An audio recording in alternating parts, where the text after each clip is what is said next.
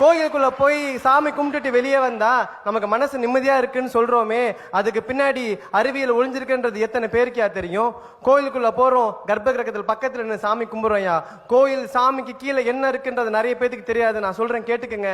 சாமியை வைக்கிறதுக்கு முன்னாடி நிறைய மந்திரங்களை சொல்லி எந்திரத்தை ஒன்ன வேண்டி அதை அடியில வைப்பாங்கயா. அதுக்கு மேலதான் சாமியவே மேல வைப்பாங்கயா. அந்த கீழே வச்சிருக்காங்களே எந்திரம், அதுல ஒரு சக்தி இருக்கியா. அதுக்கு பேர் சயின்ஸ்ல புரோட்டான் அப்படின்னு சொல்லுவான். அதுக்கு பேர் பாசிட்டிவ் அயான் அப்படின்னு விஷயம் சொல்லுவாயா. அந்த புரோட்டான் எல்லாமே சேர்ந்து அந்த சாமி வந்து ஒரு கண்டக்டரா இருக்கும். அந்த சாமி கிட்ட போய் சேருங்கயா. அந்த சாமி வந்து ஒரு சார்ஜ் பேட்டரி மாதிரி. அந்த சாமி ஃபுல் அண்ட் ஃபுல் பவரை வாங்கிட்டு வெளியே விட தெரியாம தடுமாறியா. நம்ம பக்கத்துல போய் நின்று சாமியை கும்பிடும் போது ஆட்டோமேட்டிக்கா அந்த பவர் ஃபுல்லாவுமே நம்ம கிட்ட வந்து சேரியா.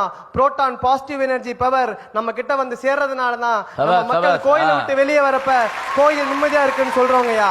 நல்லது. இன்னொன்னு ஞாபகம், எல்லா இடத்துலையும் கோயில்ல காற்று வெளியே போறதுக்கு ஜன்னல்லாம் இருக்கும், கர்ப்ப கிரகத்தில் இருக்காது.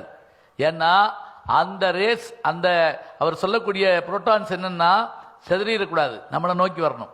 பல இடங்களில் சட்டை கழட்டிட்டு வான்னு சொல்றது கூட அதுக்கு தான், நேரடியாக வந்து சேரட்டும் அப்படிங்கிறதுக்காக. இது எதுக்காக தெரியுங்களா? இதுவும் ஒரு வகையான விஞ்ஞானம்ங்கிறத அவர் சொல்றாரு. அவர் வந்து சயின்ஸ் படிச்சிருக்கிறதுனால நம்ம ஒத்துக்கலாம். இப்போ நான் தமிழ் வாத்தியார் சொன்ன இவங்களுக்கு வேற வேலை இல்லடா, பொங்கலை வாங்கிட்டு தூணில் தடவிட்டு வருவாங்களா, அப்படி சொல்லக்கூடாது. ஐயா, அதே மாதிரி கருவறை பக்கத்துல சாமி கும்பிடுறதுனால நம்மளோட 5 புலன்களும் வேலை செய்கின்றது எத்தனை பேருக்கு தெரியும் தெரியலையா? 5 புலன் என்னன்னு சொல்லிடுறத, பார்ப்பது, நுகர்வது, சுவைப்பது, கேட்பது, தொடுவதுயா. நல்லா யோசிச்சு பாருங்க. சாமி தீபாரதனை காமிக்கும் போது பாக்குறோம், மணி அடிக்கும் போது கேட்கிறோம், மந்திரங்களை உச்சரிக்கிறோம், அங்க இருக்க வாசனை நுகர்றோம், 10 வந்து தொட்டு கும்பிடுறோம் இல்லைங்களாயா. 5 சென்ஸுமே அந்த இடத்துல ஆக்டிவேட் பண்ணுதுயா. அப்படியே கோயிலை விட்டு கொஞ்சம் வெளியே வாங்கயா. அந்த பக்கம் பாத்தீங்கன்னா அரச மரமோ வேப்ப மரமோ இருக்கும். அங்க நிறைய பெண்கள் கர்ப்பம் தரிக்காம சின்ன சின்ன தொட்டியை கட்டி வச்சுட்டு சுத்திக்கிட்டு இருப்பாங்க. நம்ம முன்னோர்கள் மூட பழக்கமா பண்ணலையா? அங்கேயும் அறிவிலையும் மருத்துவத்தை ஒழிச்சு வச்சிருக்காயா. அங்க மரத்தை சுத்தி வரப்ப நல்லா தெரிஞ்சுக்கோங்க, அரச மரத்திலையும் வேப்ப மரத்திலையும் தான் அடிக்குவேட் ஆக்சிஜன் இருக்குன்னு சொல்லியிருக்கான். சாதாரண ஆக்சிஜன் இருக்குன்னு சொல்லல.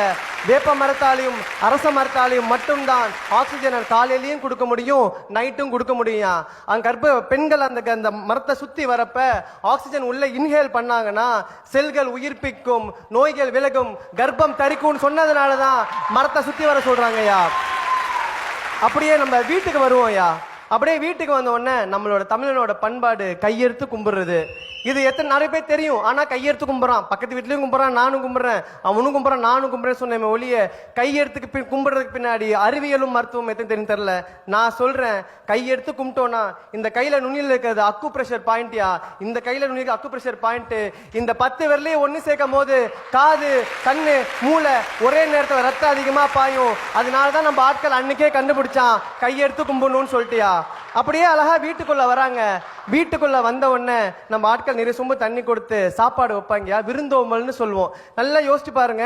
ஃபாரின்ல போனோம் அப்படின்னா வந்து விருந்தோம்பல் வந்துட்டு நின்றுட்டு சாப்பிடுவாங்க, படுத்துக்கிட்டு சாப்பிடுவாங்க, எப்படி வேணாலும் சாப்பிடுவாங்க. ஆனா நம்ம மக்கள் மட்டும்தான் தரையில் உட்கார்ந்து சம்மணங்கால் போட்டுட்டு சாப்பிடுவாங்க. அதுக்கு பின்னாடி ஒரு மருத்துவ குணம் இருக்குன்னு எத்தனை பேருக்கு தெரியும்? ஒன்னே ஒண்ணு தெரிஞ்சுக்கோங்க, அந்த மருத்துவ ஹிரண்யா அப்படின்ற ஒரு நோய் எத்தனை பேர் கேள்விப்பட்டீங்கன்னு தெரியல. ஹிரண்யா, அது பேர் குடல் இறக்கம் அப்படின்னு சொல்லுவாங்க. நம்ம ஆட்கள் நின்றுட்டு இருக்கப்ப தலையில இருந்து கால் கீழே வரைக்கும் ரத்தம் பாயா. நம்ம எப்ப சப்பன கால் போட்டு உட்கார்றோமோ தலையில இருந்து வயிறு வரைக்கும் அதிகமான ரத்தம் பாயும்.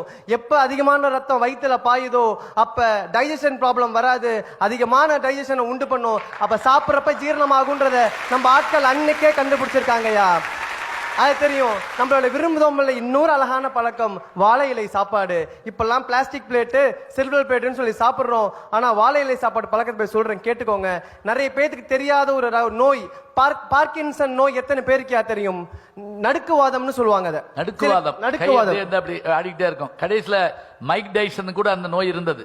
அந்த உலக புகழ்பெற்ற குத்துவிட்டு சண்டை வீரர்களே அவருக்கு பார்க்கின்சன் நோய் இருந்தது. அந்த பார்க்கின்சன் நோய் தீர்க்கக்கூடிய சக்தி வாழை இலைக்கு உண்டு. கேன்சரை எதிர்த்து போராடக்கூடிய சக்தி வாழை இலைக்கு உண்டுன்னு கண்டுபிடிச்சதுனாலதான் வாழை இலையில சாப்பிடணும்னு சொல்றான். அதே மாதிரி ஒரு தட்டை கழுவணும்னா, பிளாஸ்டிக் பிளேட்டை கழுவணும்னா நமக்கு கெமிக்கல் தேவை. வாழை இலை கழுவுறதுக்கு எந்த கெமிக்கல் நம்ம ஆட்கள் யூஸ் பண்ணது இல்லையா. தண்ணியை தெளிச்சு கழுவி விட்டாவே வாழை இலை சுத்தமாவியா. இன்னொரு ரகசியம், வாழை இலை வாட்டர் ப்ரூஃபியா. அழகா இது ஒரு ரகசியத்தை வச்சிருக்கான். அடுத்தது சாப்பாட்டுக்கு வரையா. நம்ம உட்கார்ந்த உடனே இப்ப இருக்க மெடிசன், இப்ப இருக்க ஆட்கள் என்ன பண்றாங்க, இனிப்ப முதல்ல வச்சிடறாங்கய்யா. ஆனா அது ஒரு தவறான செயல். நம்ம முன்னோர்கள் கத்து கொடுத்தது முதல்ல காரத்தை சாப்பிடணும், அப்புறம் இனிப்ப சாப்பிடணும்யா. ஏன் காரத்தை சாப்பிடணும்னு சொல்ற கேளுங்க. காரம் ஸ்பைசி ஃபர்ஸ்ட் ஸ்வீட் நெக்ஸ்ட்னு சொல்லியிருக்கான். காரம் சாப்பிட்டோம்னா HCl தூண்டும். HClன்றது நம்ம ஜீரண சக்தியை கொண்ட, ஜீரண சக்தி அதிகப்படுத்தக்கூடிய ஒரு ஆசிடியா, ஹைட்ரோகுளோரிக் ஆசிட்னு சொல்லுவோம். அதை அதிகப்படுத்தும். சாப்பிடும் போது ஜீரணமாகும். ஸ்வீட் சாப்பிட்டோம்னா டைஜஷனை கம்மி பண்றக்கூடிய சக்தி அதுக்கு உண்டியா. அதனாலதான் காரம் முதல்ல ஸ்வீட் நெக்ஸ்ட்னு வச்சாயா. என்னதான் பழமை சுவடுகள் நிறைய விஷயங்கள் எங்களுக்கு கத்துக் கொடுத்தாலும் அந்த பழமை சுவடுகள் சொன்ன பழக்கத்தை இன்னமும் நாங்க வழக்கமா வச்சுக்கிறதுனால தான் சொல்றேன், பண்பாட்டின் விஷயமாக தெரிவது பழக்க வழக்கங்கள் தான் என்று.